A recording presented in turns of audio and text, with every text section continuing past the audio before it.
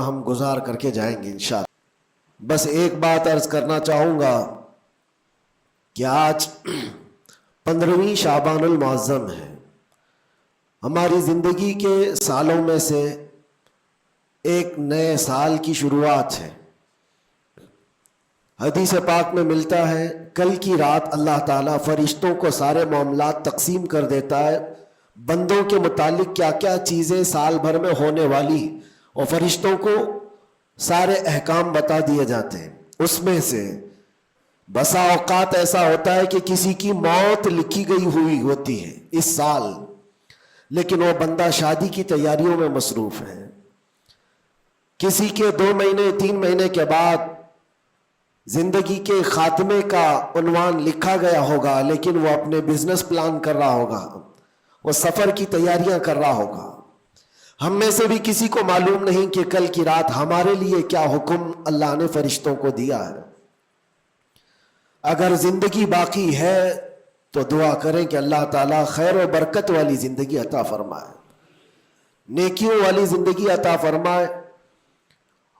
اور ایک اہم بات جو آج سب جگہ گردش کر رہی ہوتی ہے، سرکولر ہوتی ہے، وہ یہ ہے کہ ہر بندہ اپنے اپنی غلطیوں کی معافی دوسرے سے مانگ رہا ہوتا ہے۔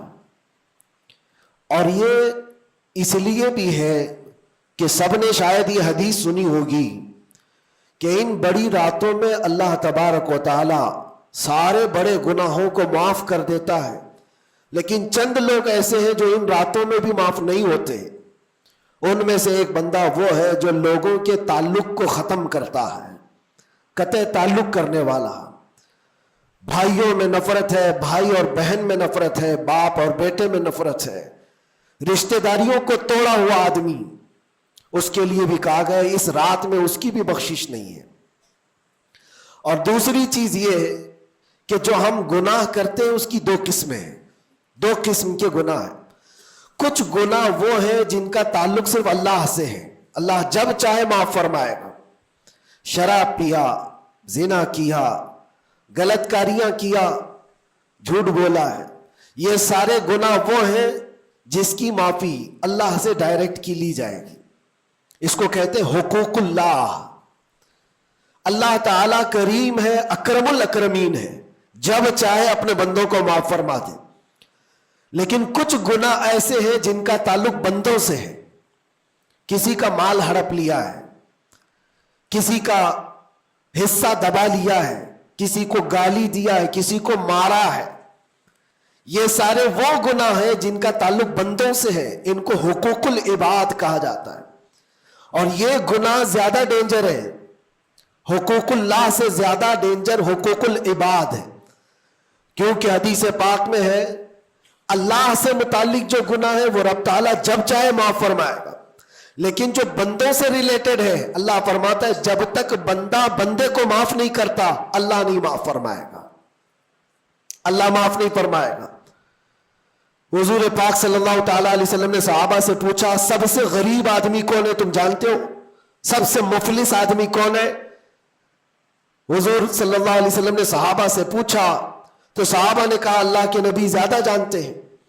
آقا کونین صلی اللہ علیہ وسلم فرماتے ہیں سب سے زیادہ غریب قیامت کے دن وہ نہیں جس کے پاس پیسہ نہیں، مال نہیں، نیکیاں نہیں، وہ نہیں، بلکہ میرے آقا فرماتے ہیں قیامت کے دن ایک بندہ ایسا ہوگا جس کی نمازیں بھی بہت تھی، صدقات و خیرات بھی بہت تھے، حج بھی کیا تھا، زکوٰۃ بھی دیا تھا، عمرے بھی تھے، نفل عبادتیں بھی تھی، اس کی بہت نیکیاں لے کر کے آیا تھا، لیکن جس وقت وہ عدالت الہی میں پیش ہوا تو کئی لوگ کھڑے ہو گئے، ادھر سے ادھر سے آئے، رب تعالیٰ سے کہنے لگے مولا یہ نیک تو بہت ہے، نمازیں اس کی بہت ہے، حج بھی کیا ہے، عمرے بھی کیا ہے، لیکن میرے پیسے بھی دبا کر رکھا تھا۔